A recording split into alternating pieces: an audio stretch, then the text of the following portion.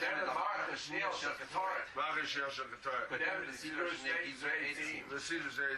Kodem the Rishon Mizbeach HaPnimi. The Rishon Mizbeach HaPnimi. Kodem the Chamat Chamesh Nerot. V'hatu B'at Chamesh Nerot. Kodem the Dam HaTamid. The Dam HaTamid. Kodem the Chamat Vashtei Nerot. V'hatu B'at Shtei Nerot. Kodem the Qetoret. Qetoret. Kodem the Evarim. The Evarim. Mincha. V'Mincha. V'Chabiti. V'Chabiti. V'Nisachim. V'Nisachim. V'Musafim. V'Musafim. V'Vazichim. V'Vazichim. What's the central concept of happiness in the Torah? What in our prayers, for instance, which prayer is the ultimate prayer for happiness in the Siddur? Modim. Right. That's correct. And that's what the Gemara, we just learned it in the Gemara. The Gemara says, Modim, why? Because it's the ability to say thank you, to recognize. When you feel the simcha, it's easy to say thank you. Right. But gratitude is a skill, part of the skill of joy. Absolutely. And you don't, it's a vote, you work on it, you practice it, you say it over and over and over. And in fact, in the normal minyan, you would say Modim how many times? Well, in one Amida... If you go through chakras, how many times did you say Modim if you had a minyan? 4 times. 2. Well, when you say Modim, then you say, when you repeat it, they say the Modim, and then you have that other Modim. The Modim D'Rabbanan, right? You say the one when you're saying it silently, and you say the Modim D'Rabbanan when it's said. So there's 2 different Modims that you say, and you do it twice. And the word Hod means the one who yields to God. That's the feminine, and the one who thanks God. Both of those are feminine skills, and I have to have sexual relations between my tenacity, my determination, and my yielding. And that's a tough one for me. That's a tough balance. I'm more comfortable generally with hanging on to the bitter end. You and Jules. Yeah, hanging on to the bitter end. A wonderful idea here. There's 2 things. There's simcha inside of you, and there's life force all around you. They complement each other. If you have more simcha, you can let in more of the life force. If you have more of the life force, you can get more simcha. That's what he says. Not the life force that's needed by a human being alone. But also the life force that's more than he needs. How can they have more life force than you need? And he says, well, just look at a child. He says, Hayeled hu b'simcha. Children are a joy. Why? Because they have more life than they need. Old people have less life than they need. So they have to build. They have to pay special attention to their simcha. That's why we go to nursing homes. The whole process, God built it that way, of getting old and having physical illnesses, ailments. The life force is going down. You had a life force meter, you'd see it. It's going down. I can tell by just looking at the spots on my skin, life force is going down. I'm like an old tree with things growing on it. My mother's always napping. Yeah. My mother, who took on the Boy Scouts single-handed in hand-to-hand combat, she's always napping. Yeah. So that's just the way it is. It says, so what are the things for Purim? Bring more life to old people. They need more life. They need young people. We get the kids, my granddaughters, they come over and we dance with people in wheelchairs. It's special. Every time I do it, it's very, very special. I don't have to work very hard at it. I don't usually go into nursing homes, and most people don't want to go into nursing homes. Why? Because they're so depressing. But also, it's a future. You're looking at. You're looking at yourself in the future, and people really don't like to do I that. love it. Yeah. Every time I visit my mother, I get such a kick out of it. And I go around and talk to the people, and I photograph them, and I just think they're lots of fun. I love the way he says it's kind of cute. Yeah. Well. Because they're more individual. They're like. I guess this can get on your nerves, if you have to eat 3 meals a day with them. But they're so themselves. It's not like they're not mealy mouthed. Right. Hayelad hu b'simcha. The child is in simcha. He has more simcha, more life force than he needs for his sustenance. And zachein shechiyuto mitzutzemet, and the old person whose life force is contracting, rak afi tzarcho hasra lo simcha hayelad. He's missing the simcha of the child. So if we could bring the child, or the people who, like us,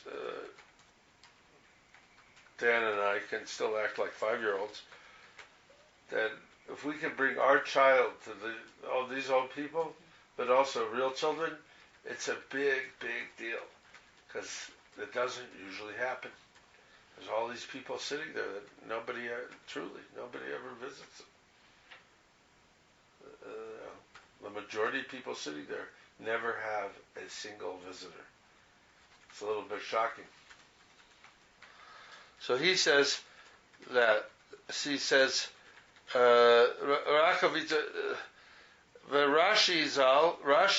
Zikron Lavracha, Piresh al Aparsha V'Yisa Yaakov et Raglav.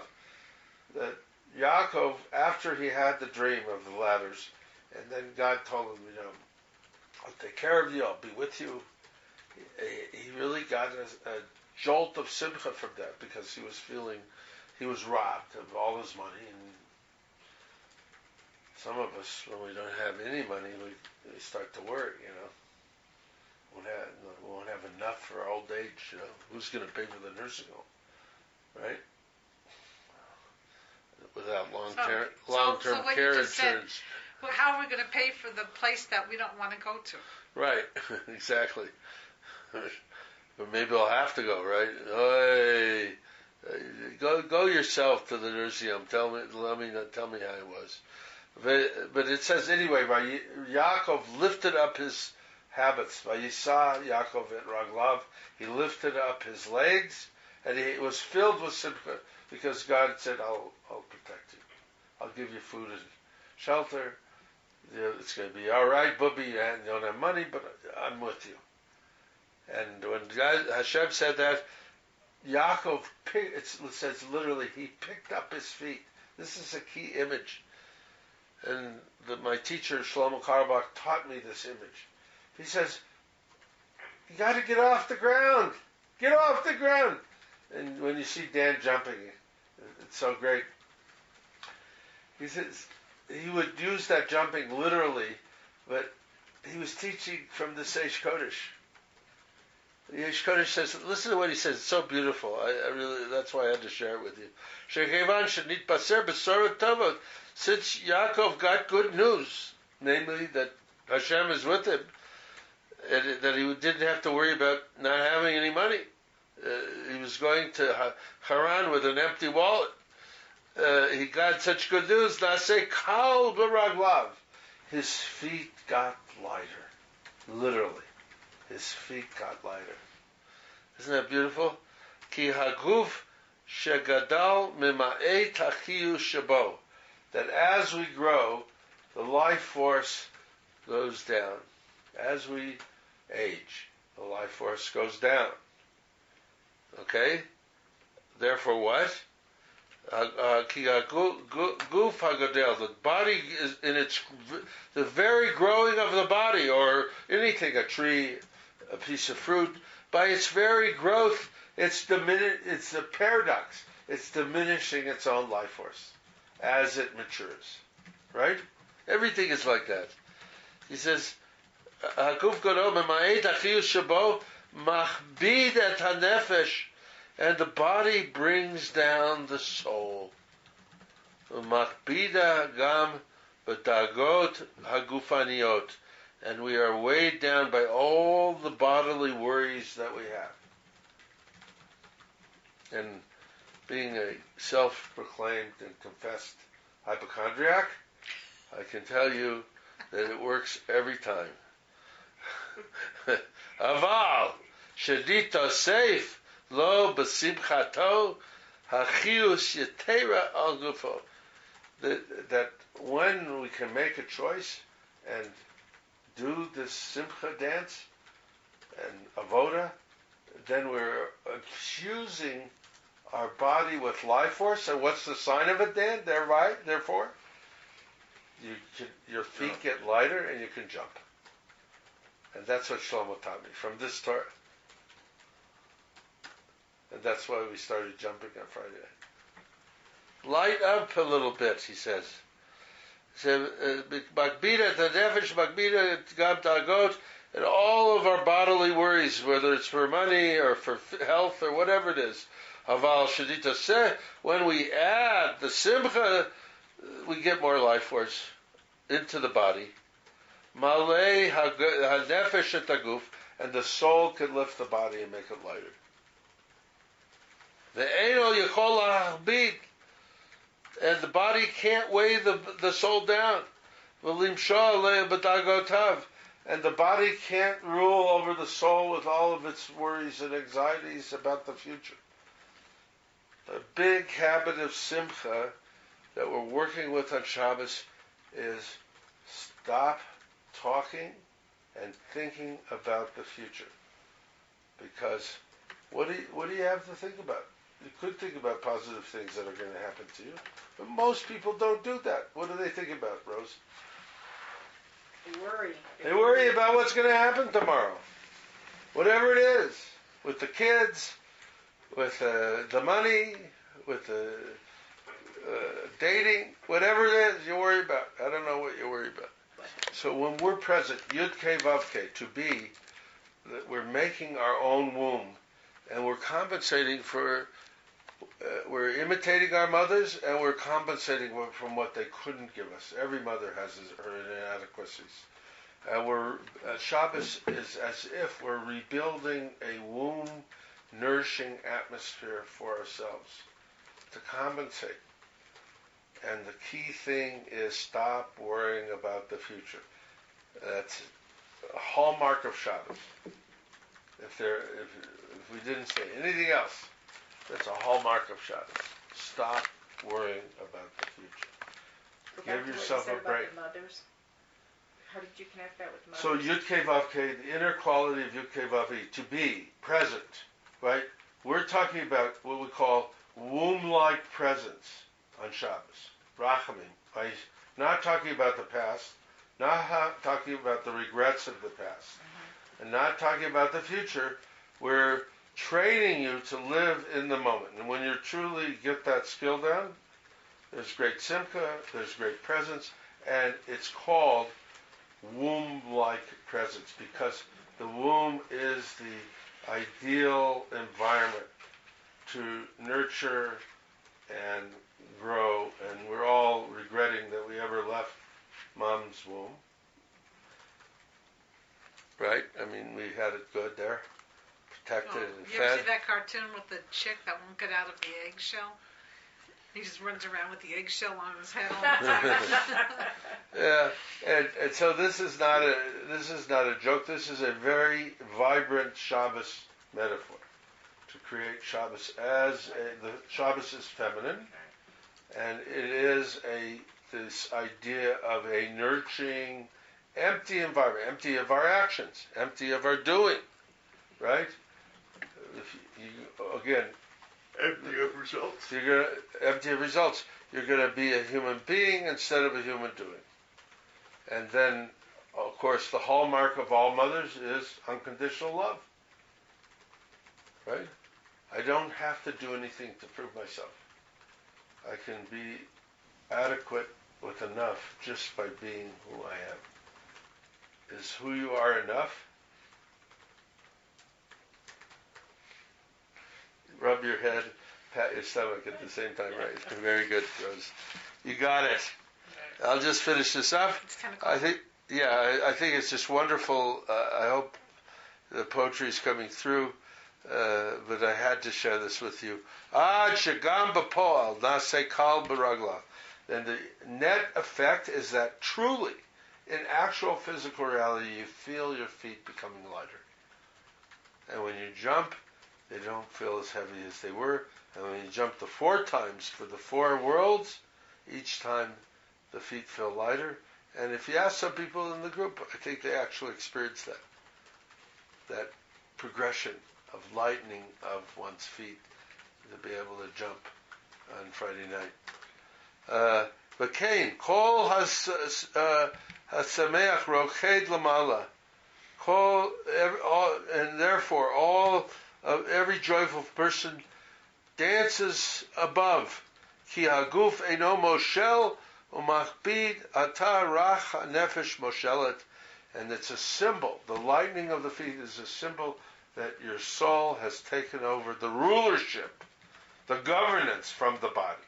That there's competition constantly between the hormones of the body and its desires and needs and the soul and its ability for life and simcha.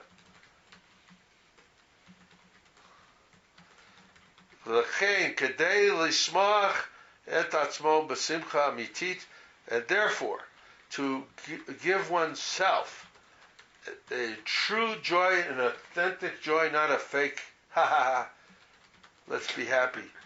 Tzrichim lahagbir, you must intensify and add to your life force. That's your job. That's what we're doing on Shabbos. We're tenaciously holding on to the tree of life. Amen. Kenya Ratzon. And with that speech, he convinced the last survivors, the skeletons of the Warsaw Ghetto, to dance at Simchas Torah. And it was, for me, very possibly, without too much exaggeration, maybe the greatest feat in the history of the world, in my book. Where is that in here? It's not. It's not in there. It's just it's part of the No. history of the people who witnessed it, who witnessed what happened. It's in the There are introduction. there's a different I think word they for speaks about it in the introduction, and there's several other books about his life where they speak about this incident. But especially, it was a testimony given to Rabbi Karlbach by a street sweeper in Tel Aviv who was there, and he said, He saw. what he said. I always say his actual words that he said that night at 2:00 in the morning. Shlomo's schmoozing with him on the streets of Tel Aviv, this hunchback street sweeper. He says, I was there, and before we went to dance, before that, I was saying to myself, the worst thing in the world is to be a Jew. We're hunted, we're hounded, we're at every corner and every way. And I've lost everything that I loved. Everything that I care about, I've lost. It's the worst thing in the world to be a Jew. This is how he told the story. He says, I went to this empty warehouse room, and the last thousands of people showed up. And the Rebbe wasn't there, and everybody was rumoring, is the Rebbe coming? He's not coming. He lost somebody he loved today. He can't come. He's mourning. And then he came in, the Rebbe came in, and he said, Baruch Hu, start the Marav prayer before the dancing, Baruch Hu et Hashem HaMevorach. And he said, when he said that Baruch Hu, I wouldn't have traded $1 million for being a Jew. And that was the biggest, what he's talking about here, the biggest lightening of my whole life, that all the heaviness of the Warsaw Ghetto and all the suffering and all the pain and all the losses evaporated. And I was light. I had what do they call it, the eternal lightness of being at that moment. And that's the way he told the story at 2 in the morning that night to Reb Shlomo. And Reb Shlomo told it to me word for word.